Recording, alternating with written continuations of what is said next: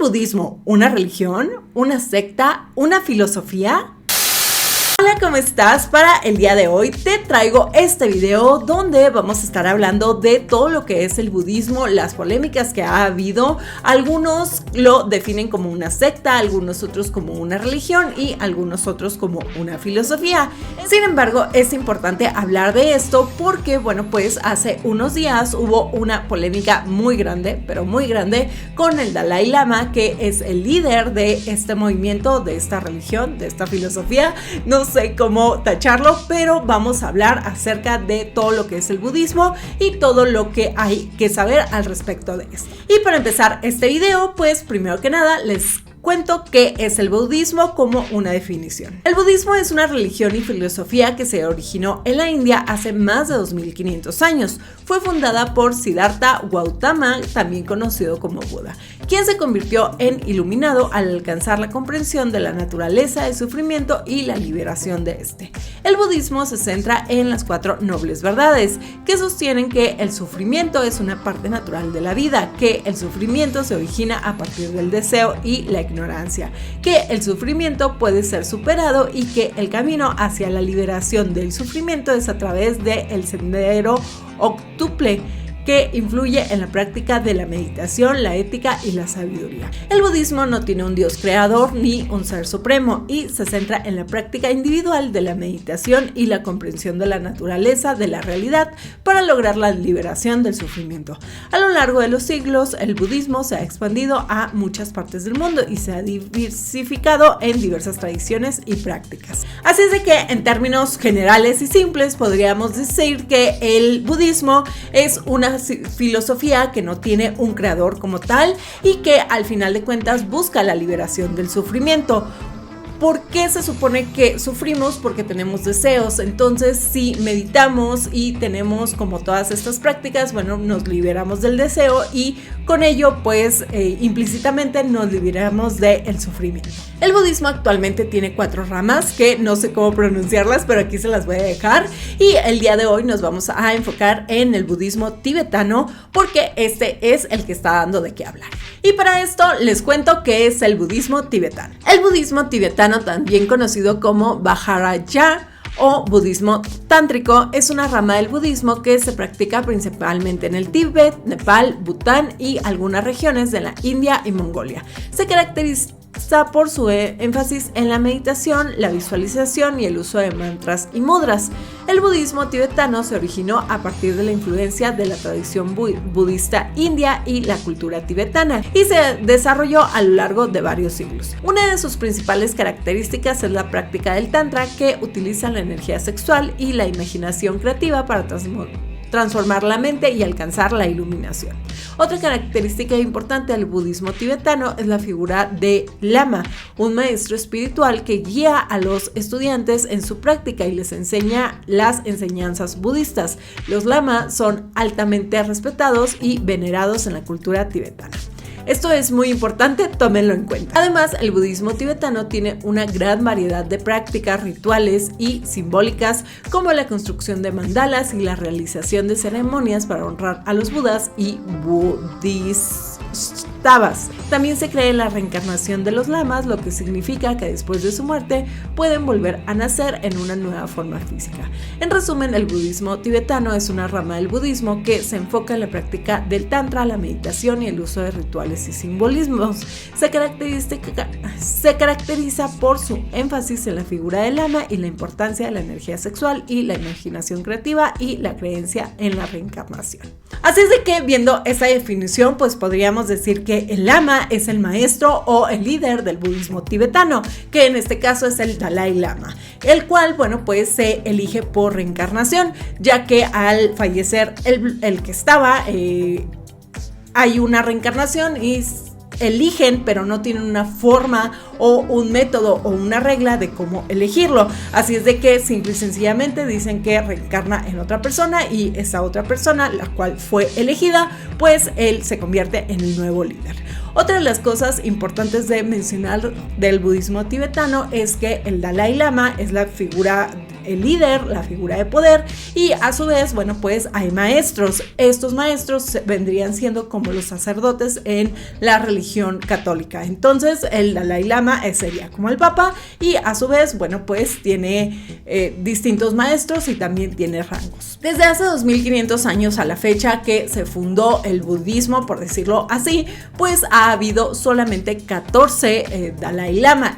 En este momento el número 14 es el que está como líder y este fue elegido cuando él tenía 5 años de edad. La verdad es que no se sabe a ciencia cierta cuáles fueron los parámetros para elegirlo, pero bueno, pues como creen en la reencarnación, a los 5 años a este niño que no recuerdo su nombre, bueno, pues se lo llevaron al centro budista, por decirlo así, y en ese momento es cuando él lo entrenan desde los 5 años hasta la fecha para que él fuese el nuevo Dalai Lama. Actualmente el Dalai Lama reside en la India y esto es desde 1959, ya que durante toda esta época o estos 2500 años ha habido muchos conflictos por la zona del Tíbet, ya que esta región pues es una región muy importante para los budistas obviamente. Sin embargo, esta región colinda o hace frontera con China, Mongolia y Nepal, y esto ha hecho que estos 3 países, bueno, pues se hayan peleado el territorio y en algunas ocasiones a lo largo de todo este tiempo, bueno, pues ha pertenecido a China, en otras ocasiones ha pertenecido a Mongolia y en otras ocasiones, que son las menos, a Nepal. Entonces este es un territorio muy conflictivo. Este territorio es muy importante ya que ahí es el nacimiento de muchos ríos que pasan por la India, ríos que pasan por China, ríos que pasan por Mongolia, y estos ríos pues son los que abastecen a las ciudades y pues son regiones importantes. La historia a grandes rasgos del actual Dalai Lama. El actual Dalai Lama, cuyo nombre es Tenzin Gyatso, nació el 6 de julio de 1935 en una familia campesina en la provincia de Amdo del este de Tíbet. Fue reconocido como la reencarnación del 13º Dalai Lama a los 2 años de edad, después de que varios lamas lo identificaron como la reencarnación del líder espiritual y político de Tíbet. A los 5 años de edad, el joven Tenzin fue llevado a la capital tibetana, Lhasa, para comenzar su educación y entrenamiento como líder espiritual y político. En 1950, cuando tenía solo 15 años, Tíbet fue invadido por el ejército chino y comenzó un largo periodo de represión política y cultural que forzó a Tenzin a asumir el liderazgo político de Tíbet a la edad de 16 años. En 1959, después de un fallido levantamiento contra la ocupación china, el Dalai Lama huyó a la India, donde se estableció en la ciudad de Dharamshala y estableció un gobierno en el exilio. Desde entonces ha dedicado su vida a promover la cultura tibetana, defender los derechos humanos y libertad religiosa y abogar por la autonomía del Tíbet. El Dalai Lama ha viajado extensamente por todo el mundo, dando conferencias y enseñando sobre budismo tibetano, la compasión y la no violencia. También ha sido un defensor destacado de la protección del medio ambiente y la lucha contra el cambio climático. En 1989, el Dalai Lama fue galardonado con Premio Nobel de la Paz por su defensa de la no violencia y la lucha por la autonomía y los derechos humanos del Tíbet. Actualmente sigue siendo una figura importante en el budismo tibetano y en la lucha por la libertad de la justicia del Tíbet. Así es de que hasta este punto y si nos vamos un poco a la historia, pues las cosas como que parecen totalmente bien y el Dalai Lama actual pues tiene la premisa de la no violencia. En realidad, bueno, pues tiene un premio Nobel y ustedes me dirán, entonces, ¿qué está pasando? Si esta persona tan magnífica que es la reencarnación del Dalai Lama XIII, pues, ¿qué fue lo que sucedió o cuáles son las críticas? ¿Qué es lo que está pasando? Huita, cuéntame. Bueno, pues a lo largo de los años ha habido demasiadas críticas hacia el budismo tibetano, ya que los detractores, bueno, pues critican prácticas no éticas. Una de las prácticas que le critican muchísimo es la comercialización con el budismo, es decir, que si la base o la raíz del budismo pues es el no sufrimiento y el no desear cosas que no puedes tener para que no sufras, pues el hecho de que estén comercializando cosas del budismo, pues al final de cuentas no está tan bien. De hecho, pues hay rituales, hay meditaciones, hay mandalas, hay muchísimas cosas que a la fecha, bueno, pues se comercializan, y muchos que practican esta religión, por decirlo así, budista, pues no están de acuerdo, porque al final de cuentas, si se supone que es la liberación del sufrimiento, bueno, ¿cómo es que tienen tanta mercadotecnia y mercantilizan todas sus cosas? Otra de las cosas que también se les critica mucho son las prácticas sectarias, ya que al final de cuentas, pues el budismo ha crecido muchísimo y hay pues en todos los continentes, así es de que el Dalai Lama pues al final de cuentas no tiene injerencia en absolutamente todo lo que se hace con el budismo, y en algunas regiones, en algunas partes del mundo, bueno, pues sí han llegado a tener prácticas sectarias, como la de despreciar a otras tradiciones budistas, ya que pues al principio del video les contaba que hay 4, y de estas 4, bueno, pues el budismo tibetano ha llegado a despreciar públicamente, o algunas secciones del budismo tibetano han llegado a despreciar a otras tradiciones budistas. Otra de las cosas que también se les ha criticado mucho es el desprecio a otras religiones. De hecho, en China hay una minoría musulmana y los budistas los han atacado muchísimo. Entonces, el hecho de que no respeten a otras religiones, pues no habla bien de ellos, porque si al final de cuentas se trata de estar bien, estar en paz, el no sufrimiento, pues al final de cuentas el hecho de que ataques a otras religiones porque no piensan igual que tú, pues como que no va muy de acuerdo con las prácticas de la meditación.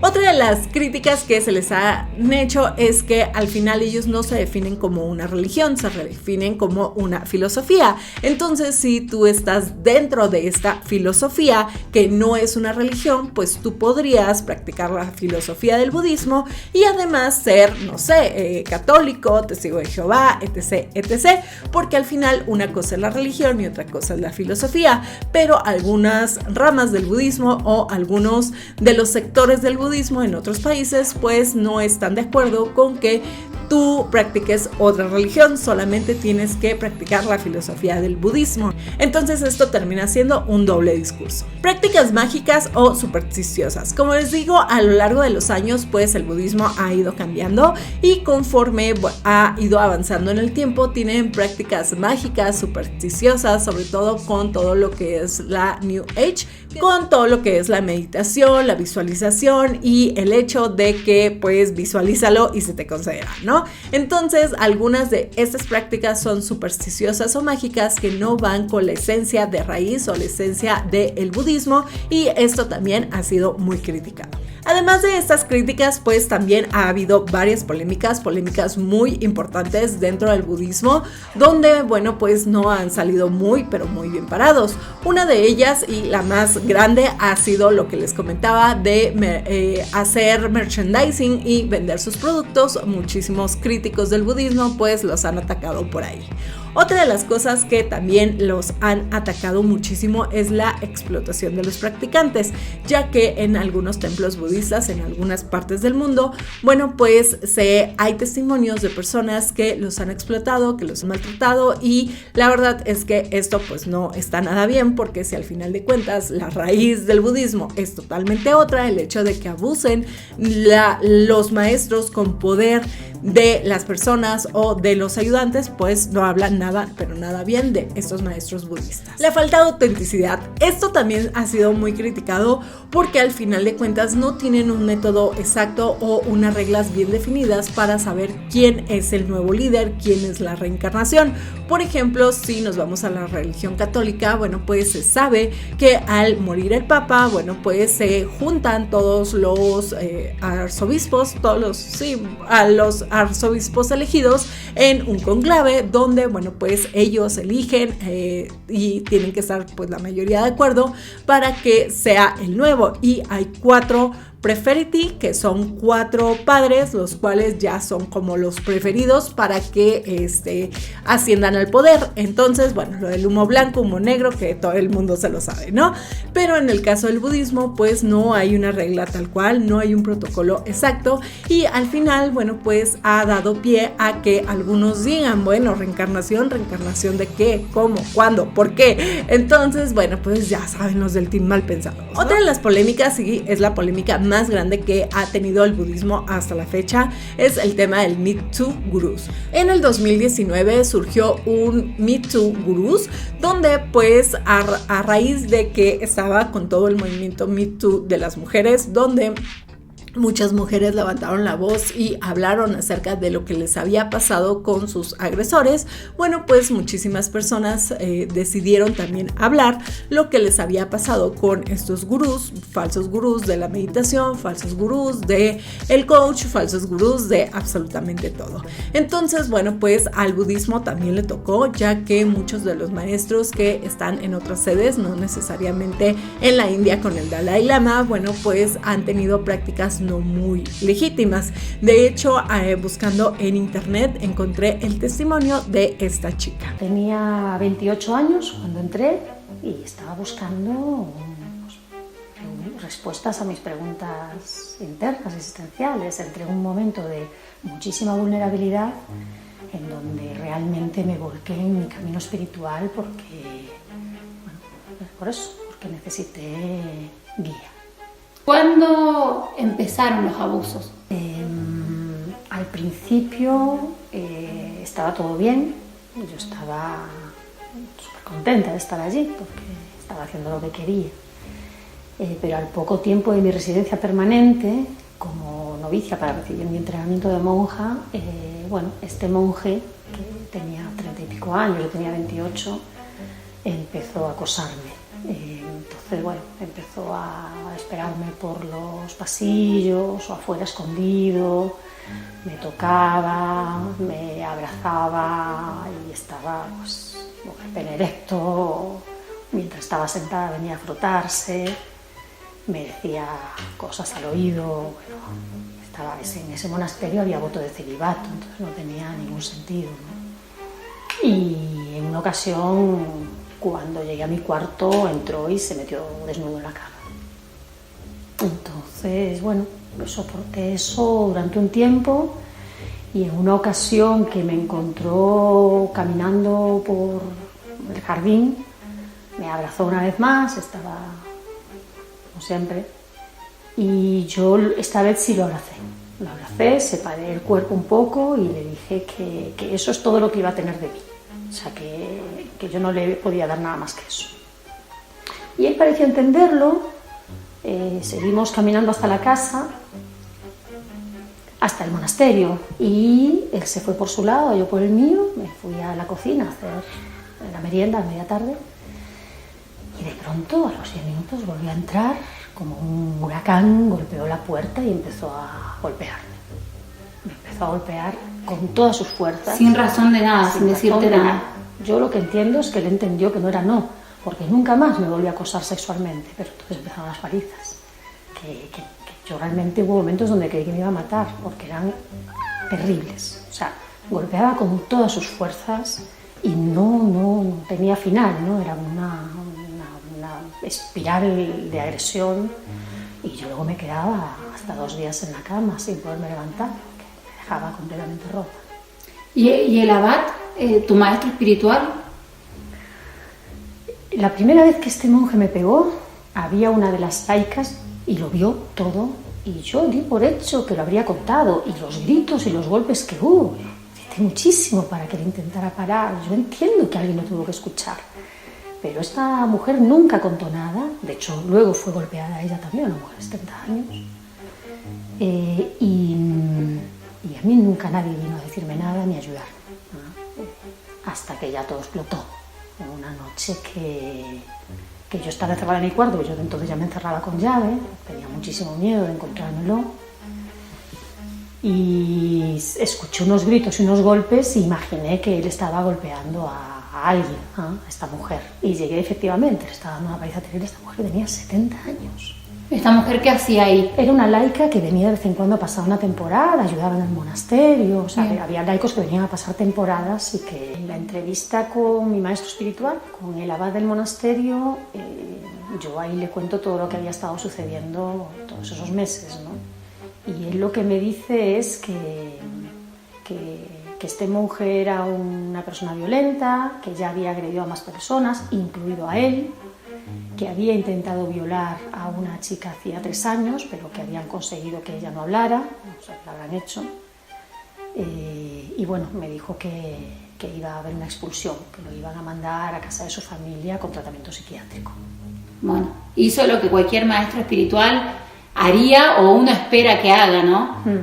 Sí, pero no lo hizo. ¿Ah, no? No. Un mes después me comunica que este monje va a volver.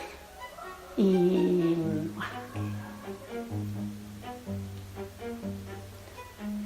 ahí yo me acuerdo que le hablé con él, le vi a los ojos y dije, pero me va a matar, si vuelve me va a matar. Y él me dijo que cómo podía pensar que una novicia con solo 2 años de práctica iba a poderle ganar a un monje de 12 años, que si creía eso yo estaba loca. Así que la broma en el monasterio era que si querías unas vacaciones en la playa con unas flores de Bach, que había que darle una paliza y usar. Y bueno, y me fui. Ay, sí, me fui. O sea que de todo lo que tuviste que vivir, de todo ese infierno que tuviste que vivir, también fue que tu maestro espiritual te dio la espalda, ¿no? La persona que te debía cuidar, que debía ser un referente. Sí, todavía me duele, es increíble. Esto es solamente un fragmento, pero en la cajita de descripción les dejo el enlace al testimonio completo. Y bueno, dada esta situación y que los testimonios son muy fuertes y hasta cierto punto sectarios y hasta cierto punto, pues la verdad es que nada, pero nada éticos, bueno, pues ustedes dirán que dijo el Dalai Lama, el líder máximo del budismo acerca de esto. Pues básicamente, palabras más, palabras menos, dijo que iba a abrir investigaciones, que iba a hacer todo lo que estuviera en sus manos para detectar todas estas prácticas no éticas de estos maestros.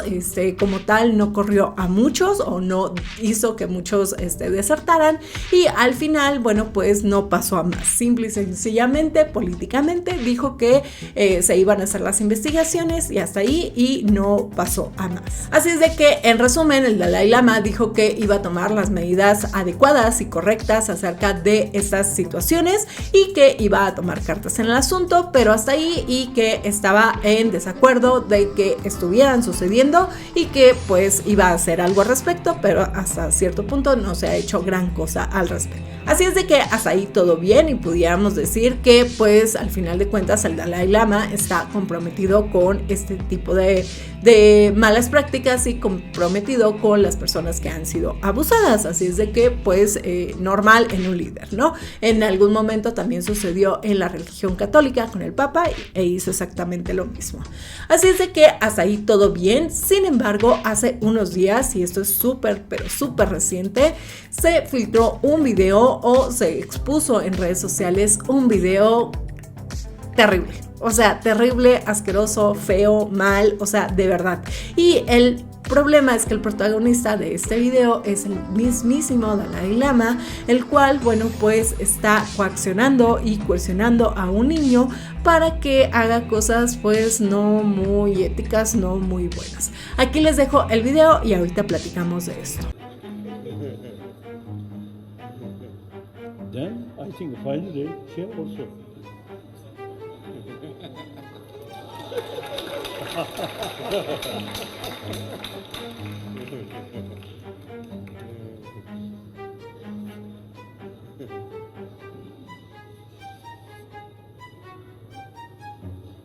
And suck my tongue.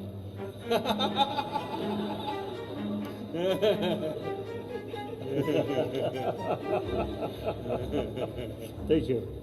Thank you.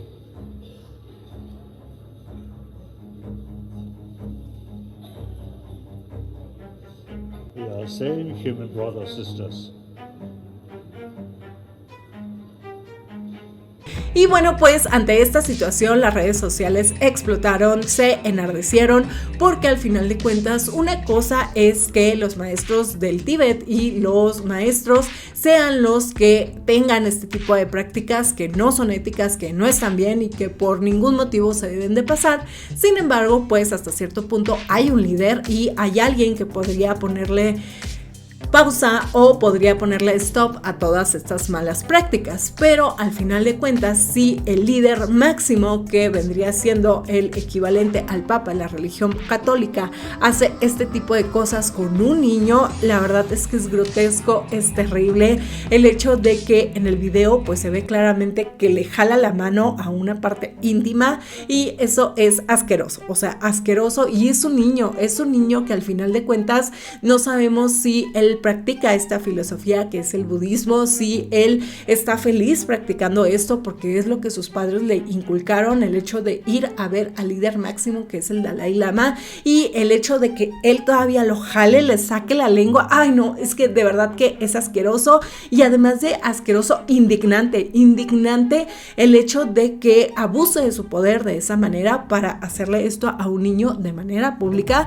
No me gustaría saber lo que puede llegar a pasar pues en la intimidad, porque al final de cuentas si esto lo hace públicamente, no quiero saber qué es lo que hace no públicamente. Las redes sociales, como les digo, explotaron, se enardecieron, y a raíz de que este video se hizo viral, bueno, pues según un artículo de la BBC de hace unas horas, confirma que el Dalai Lama ya se pronunció al respecto y dijo lo siguiente. El Dalai Lama se ha disculpado después de que circulara un video en el que interactúa con un niño, le besa la boca y luego le pregunta si quiere chuparle la lengua. En un comunicado publicado en un sitio oficial, el líder espiritual tibetano dijo querer disculparse ante el niño y su familia por el daño que pueden haber causado sus palabras. Su santidad a veces bromea con personas que conoce en una forma inocente y juguetona, incluso en público y ante cámaras. Está arrepentido del incidente, dice el comunicado. Y bueno, pues como lo acabamos de ver, básicamente fue una broma por parte del Dalai Lama, o esto es lo que dice el comunicado. Lo más importante es lo que opines tú al respecto. Por favor, déjemelo aquí abajo en la caja de comentarios.